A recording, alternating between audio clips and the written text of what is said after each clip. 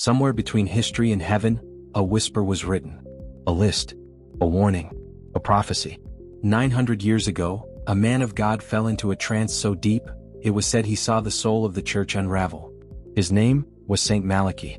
And what he revealed has left theologians, mystics, and even popes themselves speechless. A prophecy of 112 popes. Each one marked. Each one named. And at the end of this divine countdown, a silence. A final shepherd. A final choice. Today we stand on the edge of that silence. Because Pope Leo XIV has arrived. Unexpected. Humble. And precisely in the spot that Saint Malachy seemed to point toward. Some say he's just another name in history, but others see the hidden thread. The alignment. The reason. This is not just about a man in red robes. It's about what his presence unlocks. It's about what may unfold through him. Because in every generation a message is sent. But only a few truly hear it. And if what Saint Malachy saw was real, then Leo XIV isn't just another pope. He is a signal. A shift. A spiritual symbol meant for this exact moment. In today's video we'll unveil what may be the final vision of Saint Malachy, and the role Pope Leo XIV might be playing in a plan older than time itself. So stay with me, because what you're about to hear might have been meant for your soul. He wasn't a king. He wasn't a warrior. He was a silent man of prayer, a monk. But in his silence he saw more than most would ever dare to imagine. Saint Malachy was born in 1094 in Ireland. A man devoted to the sacred, known for his discipline, his healing presence, and his deep mystical connection to the divine. But something changed in him after his journey to Rome. It was there, among ancient relics and endless candles, that Malachy collapsed into a vision so intense, it said the heavens themselves opened before him. What he saw wasn't a single event. It was a sequence, a line of spiritual succession, one pope after another, 112 in total, each with a strange motto written in Latin, brief, poetic, sometimes cryptic. Not names, not titles, but symbols of identity, like shadows carved into light. He recorded them quietly, and when he returned to Ireland he sealed the list. It remained hidden for centuries, like a sacred scroll waiting for the appointed hour. But here's what makes his vision different. He didn't predict war. He didn't predict wealth. He predicted souls, and the burden of leading them. Saint Malachy didn't see the rise of an empire. He saw its descent.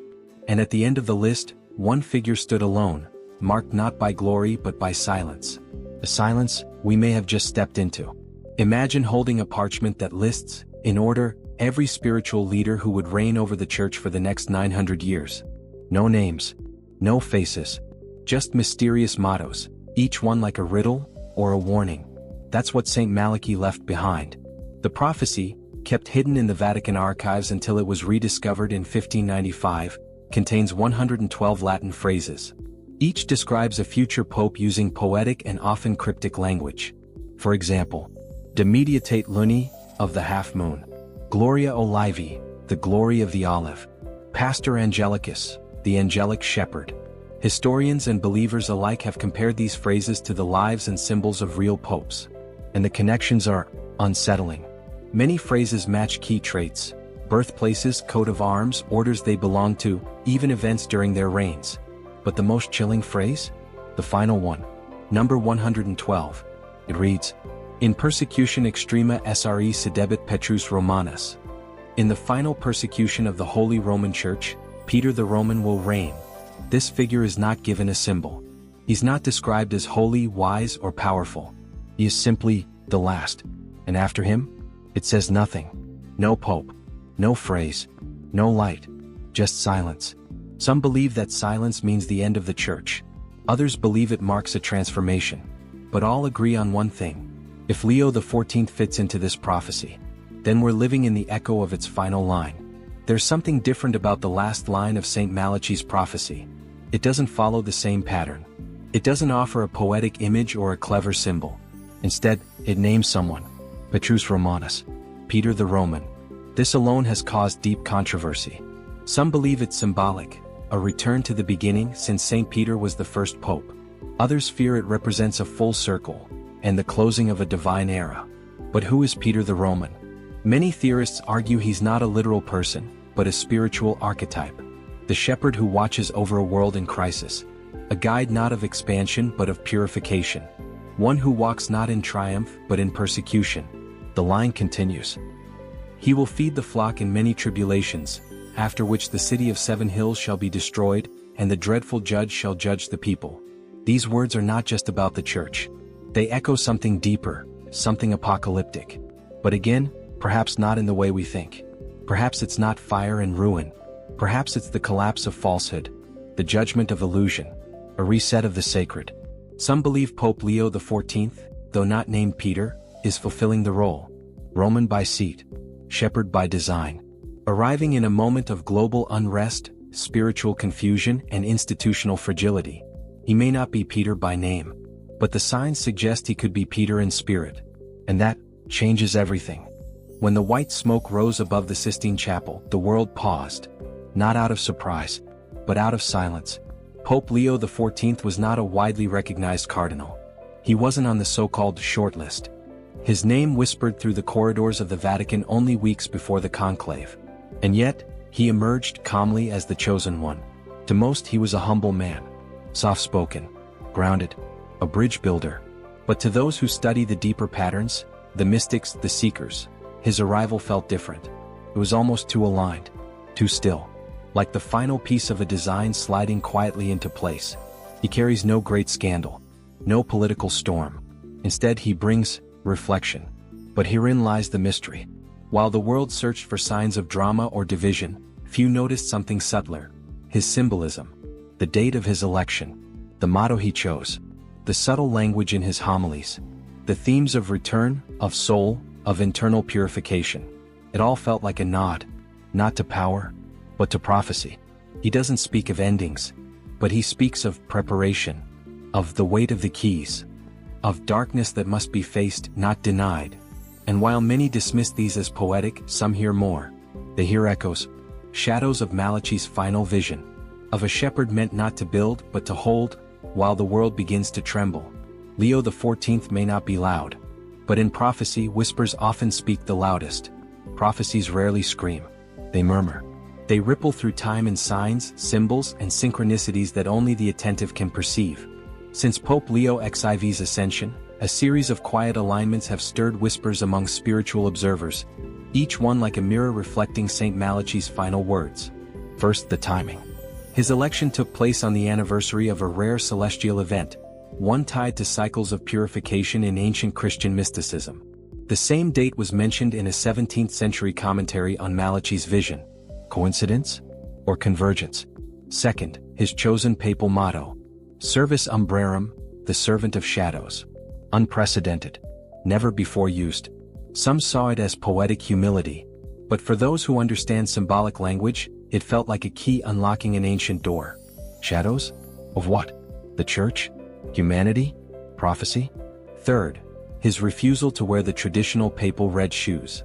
A small gesture, yes, but it echoes a break from tradition, a subtle signal that this papacy is not about legacy, it's about transition. And finally, silence. Leo XIV has made fewer public addresses in his first months than any pope in recent memory. No grand proclamations. No doctrinal upheaval. Just listening. This quiet, paired with spiritual depth, is exactly what many believe was foretold. Not a pope of revolution. A pope of culmination. Because prophecies, like seeds, don't explode into being. They grow slowly. Until suddenly, we realize we've been living inside them all along. For centuries, the Church has walked a delicate path between mystery and doctrine, between what is revealed and what is withheld. When it comes to Saint Malachy's prophecy, the Vatican has never declared it official. No affirmation, no denial, just silence. And that silence speaks volumes. In theological traditions, silence is not absence, it is reverence. It is the space where divine mysteries are allowed to breathe without being dissected.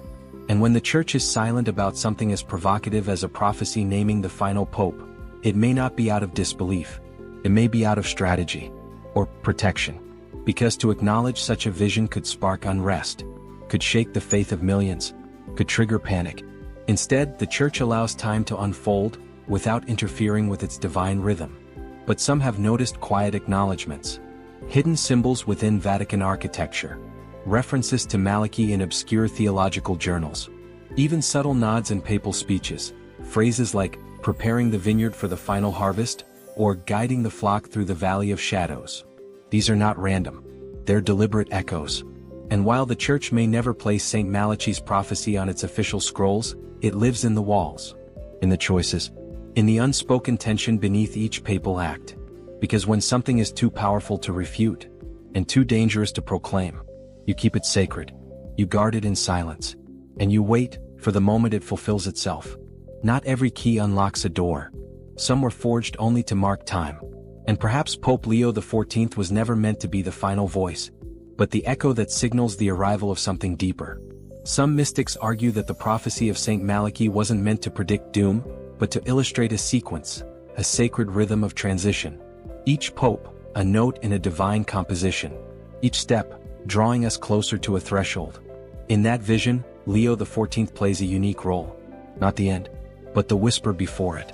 He is not the thunder.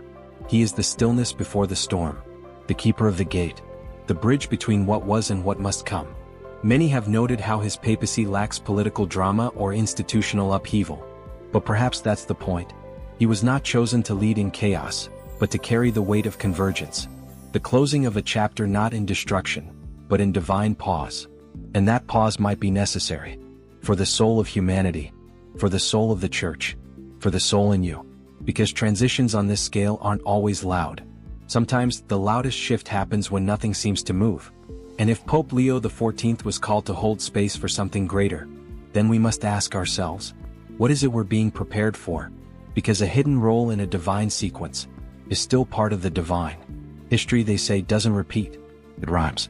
And when you listen closely to the world today, the echoes are unmistakable. From global unrest to spiritual fatigue, from ecological collapse to the rise of artificial idols, our age mirrors the signs that ancient mystics warned about. Not in exact form but in essence. Saint Malachy's prophecy spoke not just of popes, but of pressure, of persecution, of a world where the shepherd must lead not by authority, but by presence. Look around. Faith is questioned. Truth is twisted. Spiritual hunger rises, yet the sources feel dry. And in the midst of this, Pope Leo XIV walks slowly, quietly, without grandeur or political ambition. He calls for reflection. He speaks of the hidden wounds of the soul, the purification through silence, and the courage to listen before acting. These aren't just pastoral phrases. They align perfectly with prophetic tone. Even outside the Church we see the same rhythm. False messiahs gaining influence. Spiritual movements calling for rebirth. The collapse of institutions long believed indestructible. The pattern is clear. This isn't about fear, it's about recognition. What Saint Malachy saw wasn't a calendar of doom. It was a map of turning points, and Leo XIV might be standing at one of the last. To understand this is not to panic, but to prepare. Because when patterns repeat, they're not demanding attention. They're offering a choice. Will we ignore the rhyme, or follow the music of what's unfolding? Prophecies aren't just written to predict events.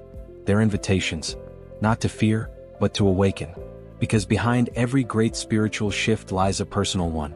And if Pope Leo XIV truly marks a moment in Malachy's divine timeline, then this isn't just about Rome or rituals or red robes.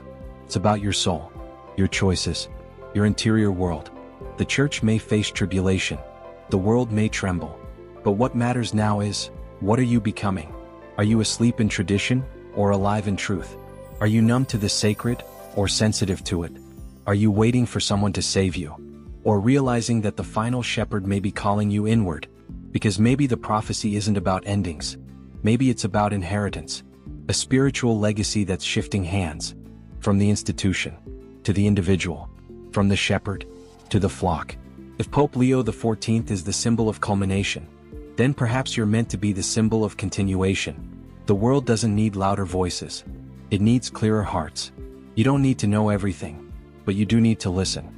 Because the same divine whisper that once touched Saint Malachy may now be reaching for you. Through silence, through signs, through the sacred restlessness inside you that refuses to go numb. This is your prophecy now, and the next step belongs to you. Some say the end is near. Others say it's just beginning. But perhaps it's both.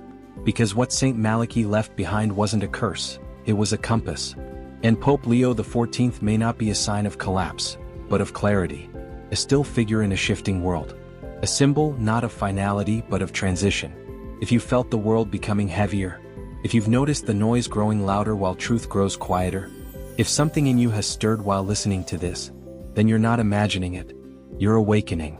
The prophecy is not something to fear, something to feel, to discern, to walk through with open eyes and a ready heart. Because spiritual change doesn't always shake the earth. Sometimes it just realigns your soul. And if Leo XIV stands at the gate of something ancient, then maybe you do too. You don't need to be a scholar or a saint. You just need to listen. And when you're ready, respond. If this message resonated with you, it wasn't by chance. Subscribe to Beyond Yourself for more videos like this. Messages that don't just inform, but awaken. Turn on notifications because the next truth might be the one your soul's been waiting for. And remember, prophecies don't change the future. You do. So stay aware, stay aligned, and above all, stay beyond.